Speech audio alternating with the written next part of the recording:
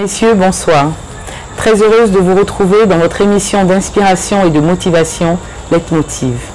Au sommaire de cette émission, le grand format présenté par Bibi et le portrait de la semaine.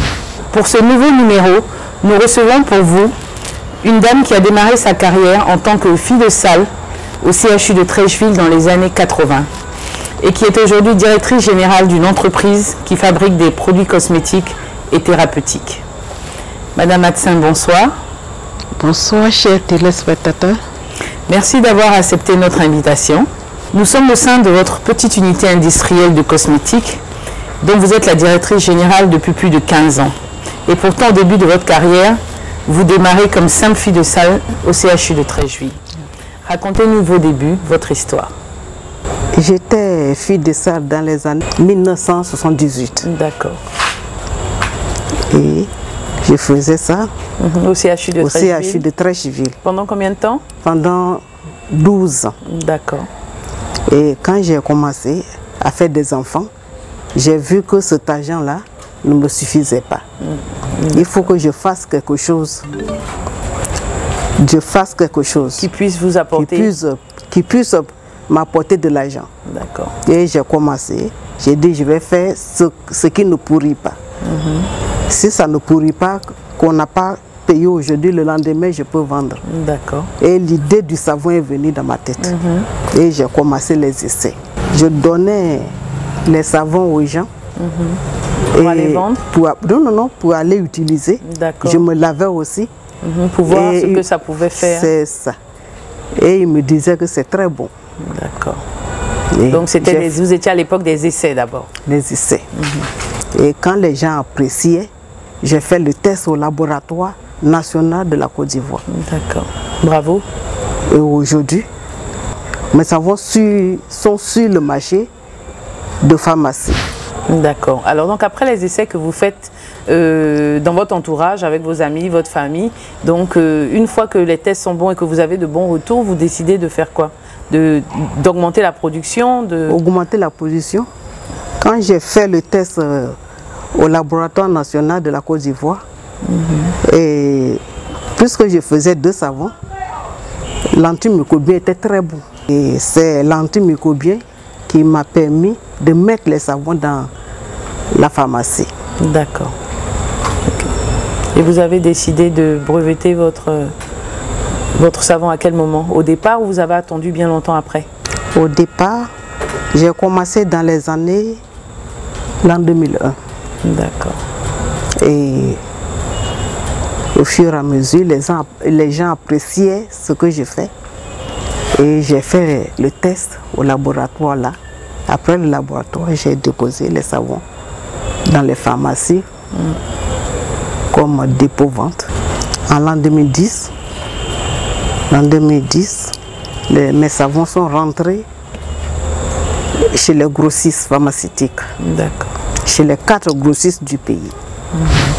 Alors Madame Atsin, vous travaillez comme fille de salle et à un moment vous vous rendez compte que votre salaire ne vous permet pas de pouvoir payer les études de vos enfants ou de les élever comme vous voulez, surtout que vous constatez que vos enfants travaillent bien à l'école. Donc vous avez envie de faire plus justement pour gagner assez d'argent pour que vos enfants puissent faire de grandes études ou de longues études. Et là vous nous dites, vous commencez à penser à ce que vous pourriez faire qui ne pourrit pas, mais vous pensez tout de suite à un savon. Comment ça se fait que vous pensez à un savon? Ça aurait pu être une crème, ça aurait pu être autre chose qui n'est pas de l'alimentation puisque vous ne vouliez pas quelque chose qui pourrisse. Comment ça se fait que vous pensez à un savon? Vous aviez déjà tâtonné à ce niveau-là de manière artisanale? Parce que étant jeune fille, je faisais un savon qui est sur le marché qu'on appelle soda. D'accord. J'ai commencé par soda. D'accord. Je faisais le savon soda pour laver mes habits. Ah, ok. Voilà pourquoi je suis arrivée à la composition de maintenant. D'accord. Et c'est pas trop difficile de créer comme ça un savon? En tout cas, moi j'ai aimé. J'ai aimé à fabriquer le savon.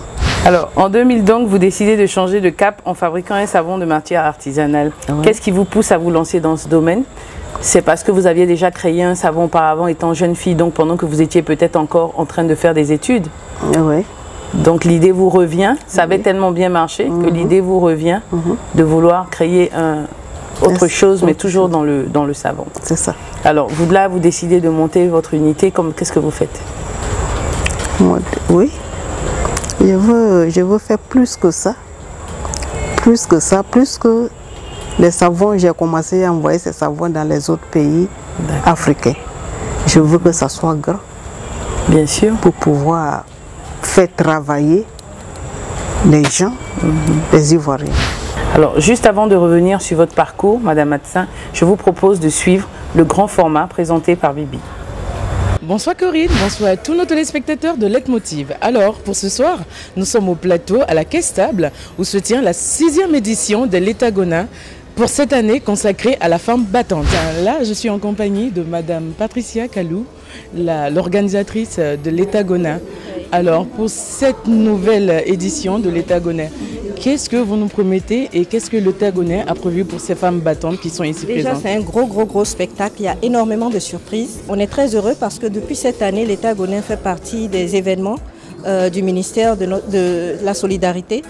Nous sommes en compagnie de Madame Judith Assier, coordinatrice adjointe de l'Étagona. Donc ce que je veux dire également, c'est que le clou en fait de la soirée, c'est la distinction des femmes battantes que nous avons identifiées dans la société. Ce sont 5 femmes qui sont dans plusieurs secteurs d'activité, dont l'agronomie, la communication, l'enseignement supérieur et technique, et pas mal de femmes dans la technique également. Donc ce sont ces femmes-là qui vont recevoir des trophées l'Étagona, qui signifie qu'elles sont des femmes battantes. Alors, je vous dis, tout à l'heure, vous aurez ces femmes battantes. Suivez-moi pour la suite.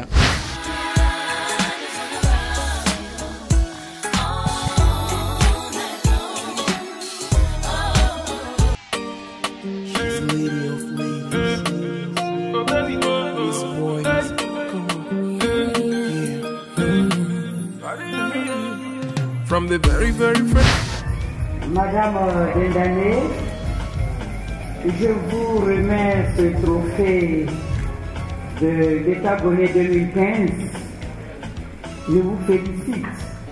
Vous avez brisé un mythe. Le travail des caméramans, comme on le dit caméraman, c'est pour les hommes. Donc vous avez prouvé encore une fois que la femme peut faire tout ce qu'un homme fait. Et je vous remets ce trophée de l'Étagona 2015. Vous êtes la directrice du Festival des Grillades. Allez, je vous remercie.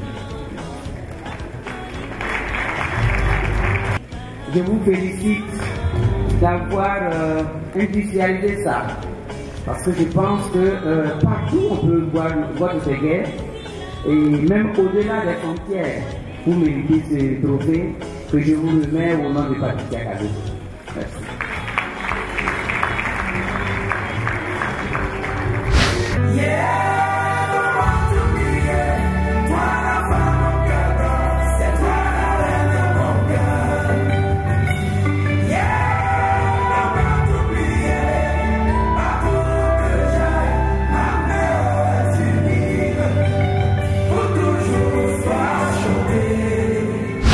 Nous sommes en compagnie d'un mannequin qui va se présenter et nous donner ses impressions concernant cette soirée. Bonsoir, je suis tout simplement émerveillée parce que depuis 4 ans de carrière dans le mannequinat, il faut dire que c'est ma première fois de participer à l'Étagona. C'est vraiment un plaisir pour moi, je suis contente. Merci. Selon vous, comment est-ce que vous reconnaissez une femme battante? On reconnaît une femme battante d'abord par son état d'esprit. On dit une femme battante, on va dire une femme travailleuse, on va dire une femme courageuse, on va dire une femme persévérante qui ne tombe pas dans les filets de la facilité de ces moments-là. Parce qu'une femme est la proie aujourd'hui de tout ce qu'on peut imaginer.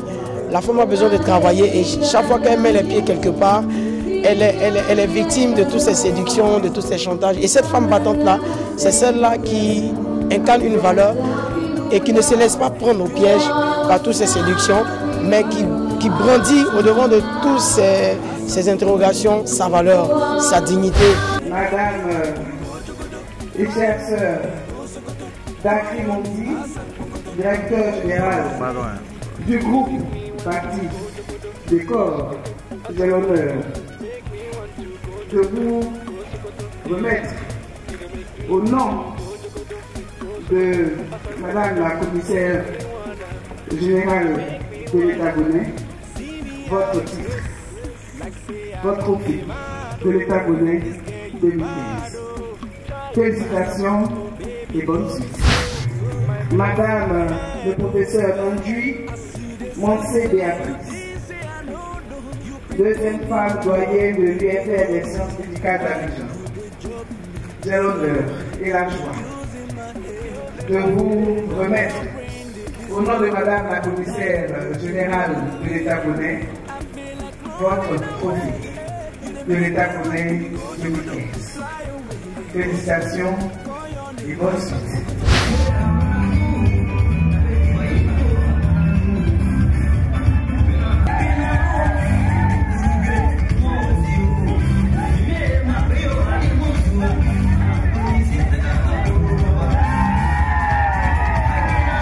Je suis en compagnie de Madame Dagri, l'une des récipiendaires de l'État-Gonais. Alors vos impressions, Madame? Je suis très émue et surtout honorée d'avoir obtenu cette distinction pour tous les efforts que j'ai dû accomplir depuis 15 années d'entrepreneuriat. Nous sommes avec Madame Koné Florence, l'une des récipiendaires de l'État-Gonais. Alors vos impressions? Je suis honorée de cette distinction. Mais au-delà de ma personne, je pense que c'est toutes les femmes ivoiriennes, toutes les africaines qui sont toutes de l'État-Gonais qui sont honorées.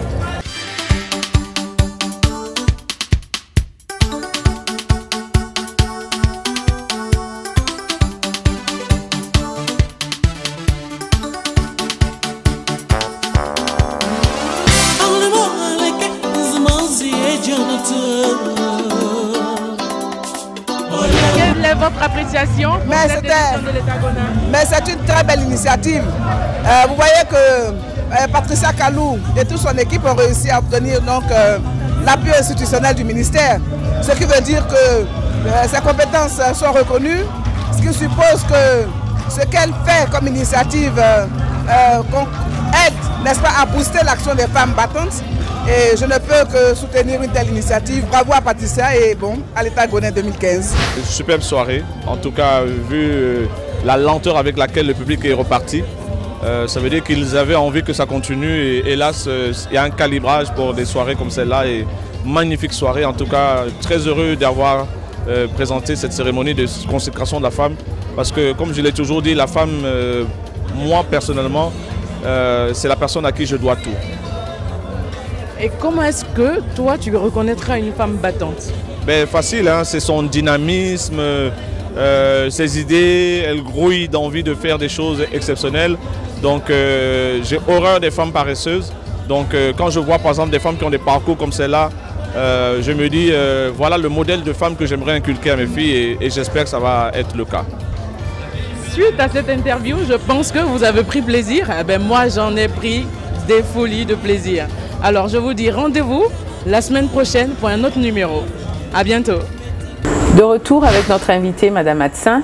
Racontez-nous comment vous démarrez cette nouvelle aventure, avec quels moyens vous vous installez et comment sont vos débuts, les difficultés que vous rencontrez à cette époque. Les difficultés que je rencontre, c'est que bon, avec une commande, si les gens me passent une commande, je dois travailler, ça veut dire que payer les matières premières, fabriquer les savons là d'abord, les déposer avant de me payer. D'accord. Avant de me payer sur un mois. Voilà cette difficulté que je rencontre. D'accord. Donc c'était avoir, en fait, sur le côté, l'aspect financier, c'était avoir de l'argent pour acheter la matière première, pour pouvoir fabriquer le savon. C'est ça. D'accord. Alors, donc comment vous avez réussi donc, à pouvoir gérer, à pouvoir gérer ça? Vous avez trouvé les fonds où? Qui vous a aidé? Votre famille, votre mari, vos amis? J'ai ouvert un petit compte de 4 millions. D'accord. Avec cet argent que vous démarrez? C'est ça. J'ai fait de pharmacie en pharmacie pour déposer ces savons-là. Et on appelle ça dépôt-vente. Le dépôt-vente, ils vendent les savons et ils vous payent après un mois. Alors, combien de temps vous avez mis pour que le savon soit connu, donc ici à Abidjan ou en Côte d'Ivoire, et qu'il soit vendu en quantité suffisante sur le marché? J'ai commencé les dépôts de pharmacie à l'an 2001. Donc l'an 2001 et l'an 2015, ça me fait 15 ans. Ouais. Et cette 15e année-là, il y a des gens qui n'ont pas encore connu le savon. Donc c'est toujours un travail que de le faire connaître. Un travail. Une publicité. Bien sûr. Quel genre de publicité vous avez eu à faire pour... Deux fois, on fait les expositions. Les expositions, quand il y a des expositions. Donc vous participez aux foires? Je participe. Mais comment vous faisiez pour vous déplacer de votre domicile ou de votre unité industrielle pour partir dans différentes pharmacies? Parce que Dieu seul sait qu'il y en a beaucoup de pharmacies à Abidjan. Je prenais les woro-woro. Toute seule? Toute seule. Je prenais le woro-woro. Avec ce poids, parce que le savon c'est lourd. Oui, je prenais le woro-woro. Voilà pourquoi je prenais les woro-woro là. Pour faire les pharmacies en pharmacie. Et vous faisiez à peu près combien de pharmacies par jour? Bon, par jour, comme vous me dites que le bagage est lourd, 10 pharmacies. D'accord. Donc c'était cet objectif que vous vous fixiez. Quand vous rentrez le soir chez vous, vous saviez que vous aviez fait 10 pharmacies. 10 pharmacies. D'accord. Et sur 10 pharmacies, quand vous partez les voir, les rencontrer pour leur présenter vos savons, dans ces 10 pharmacies, combien de pharmacies peut-être vous écoutent? Combien de pharmacies croient en ce savon? Combien de pharmacies pensent que votre savon peut marcher? Et combien de pharmacies achètent ce savon? Comment ça se passait un peu? Oui. Bon, il y a des pharmacies qui me disaient, il y a des pharmacies qui prenaient et il y a d'autres qui me disaient que eux, ils prennent leur savon importé. D'accord. Ils prennent leur savon importé.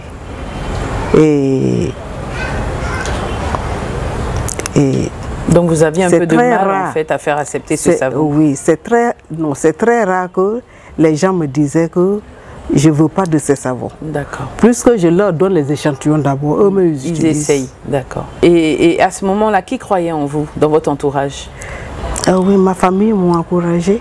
Mon mari aussi m'a encouragé. D'accord. M'a encouragé plus que ça est dans mon corps. Je veux faire quelque chose pour gagner l'argent. Donc, en tout cas, j'avais le courage. Alors, donc vous rentriez le soir, vous faisiez un bilan des pharmacies que vous avez vues et tous les jours de la semaine vous faisiez ça? Ou alors vous aviez choisi des jours? C'est pas moi seul parce que comme j'ai des enfants aussi, le jour qu'ils n'ont pas à cours, ils m'aidaient. On déposait du lundi au vendredi, même samedi. Ah d'accord. C'est comme ça. Okay. On faisait quartier par quartier. Et ça devait être fatigant. Oh oui. Mais j'ai fait quand même. Et vous aviez toujours cette force et ce courage de vous battre et de continuer pour aller jusqu'au bout? Oh oui. Voilà pourquoi je vais envoyer les savons dans les autres pays. D'accord. Et on a commencé par le Niger. Actuellement, Niger passe la commande. D'accord. Mais le Niger n'est pas le seul pays? Oui. Il y a d'autres pays? Oui. D'accord. On a déposé, mais c'est pour Niger là qui passe la commande pour le moment. D'accord. Mais là où à l'époque vous rencontriez ces difficultés, qu'est-ce qui vous pousse à vouloir continuer dans le domaine et de vous dire que je vais réussir à imposer ce savon? Qu'est-ce qui vous pousse réellement au fond de vous? Moi, je pense que c'est la force, le courage. D'accord. C'est le courage. D'accord. En tout cas, vous avez tenu bon, félicitations. Je pense qu'aujourd'hui, ça porte ses fruits. Dans cette émission, nous faisons aussi le portrait de plusieurs personnes qui, comme vous, il y a quelques années, ont décidé d'entreprendre. Je vous propose donc de suivre, Madame Adsin, le portrait de la semaine.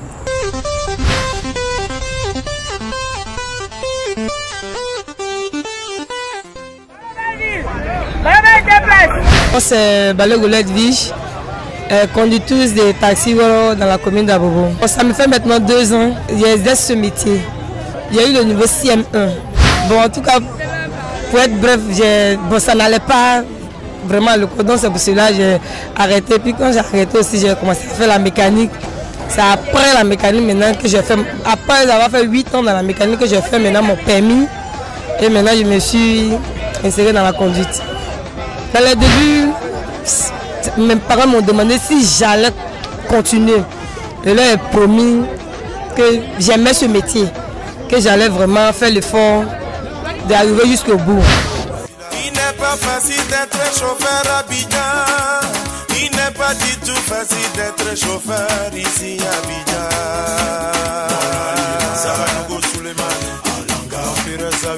Il n'est pas facile avec tous ces policiers. Il y a un grand frère, le nom de Abaka et le nom de Basolo. Je suis allé les voir à une distance de mon travail un jour. Je suis allé dire à grand frère, vraiment, moi j'avais le problème au taxi. Il m'a demandé comme ça, ah ma petite, est-ce que tu peux? Il m'a dit oui, je pouvais. Et quand tu veux, en tout cas tu peux. Hein. Il m'a dit ok, il n'y a pas de problème. Comme il a une voiture sur sa main, il est venu le lendemain pour essayer. Si j'avais vraiment la main. Dans les débuts, c'est une femme. Mousson noir, comme appelé à Malinké. C'est une femme. Dans les débuts c'était difficile, mais maintenant bon, ça va. C'est une fierté pour mes parents. Chaque année on dit, c'est la maman de Edith qui est là. Voici la maman, voici le papa d'Edith qui est là. Vraiment c'est une fierté pour eux. Eux, mais ils savent que moi je n'ai jamais aimé les métiers un peu faciles. Le premier jour ma recette était à 13 000. Moi je roule le cadeau. Je roule le cadeau. Aimer ses pieds, je roule le cadeau. Isaac le innocent, je roule le cadeau. Il y a beaucoup d'hommes qui m'ont dit non. Ma chérie, la place de la femme là, c'est pas ici. Les chauffeurs même. Ils m'ont dit non, à ta place, c'est pas ici. Il faut aller faire autre métier. Ça, métier comme ça, tu vas faire ça pourquoi? Tantôt, ça va fatiguer tes reins, ça va faire que tu vas plus faire d'enfants. Bon, c'est des trucs comme ça, ils me disaient. C'est un métier que j'aime. Commencer par la mécanique, c'est pas facile. Pour une femme, si j'arrive à faire la mécanique, c'est que je pourrais faire la conduite. Pourquoi pas? Je vais faire comme ça, je suis restée là. Moi, mon projet dans l'avenir, c'est d'être propriétaire des véhicules, des taxis, compteurs, d'être propriétaire des véhicules. Donc, je demande un appel aux autorités qui peuvent me venir en aide pour qu'ils réalisent mes rêves. Ce n'est pas facile d'exercer ce métier. Et quand une personne prend le courage de faire là, il faut qu'il y ait des gens qui t'encouragent. Donc, si moi, présentement, je n'ai pas, donc je demande de l'aide aux gens de me venir en aide. S'il y a des microfinances qui peuvent me financer à avoir des véhicules et puis rouler, vraiment, ça va me faire plaisir. Je donne un petit conseil à toutes mes camarades, toutes mes soeurs, couturières, comme coiffeuses, comme commerçantes au marché. En tout cas, la conduite, elle est aussi réservée aux femmes, ce n'est pas réservé seulement aux hommes. Donc aujourd'hui, j'ai dit à toutes mes soeurs d'exercer ce métier pour qu'elles puissent te prendre en charge. Présentement, je me prends en charge, je prends ma famille en charge, donc c'est une grâce. Donc, je leur dis d'exercer ce métier pour qu'elles puissent se prendre en charge.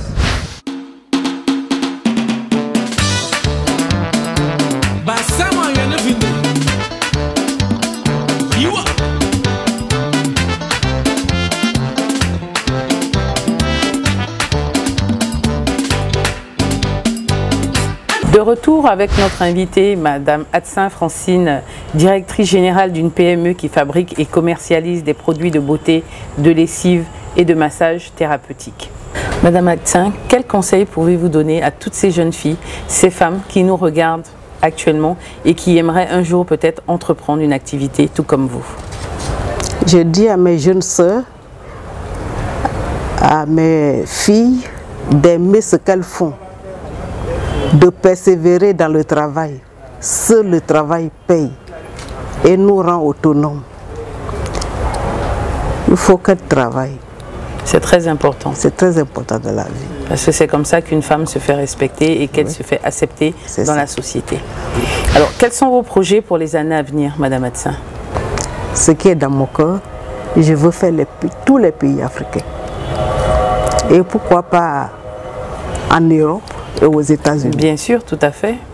Vous êtes une femme courageuse, je pense que vous pouvez y arriver. Comme vous avez dit tout à l'heure, tant que vous y croyez, je pense que vous irez au bout de vos objectifs. Mesdames et messieurs, ça a été un réel plaisir de vous entretenir en compagnie de Madame Atsin. Nous vous donnons rendez-vous pour un nouveau numéro de Leitmotiv. Mais d'ici là, n'oubliez pas que la récompense est au bout de l'effort. Que Dieu nous garde.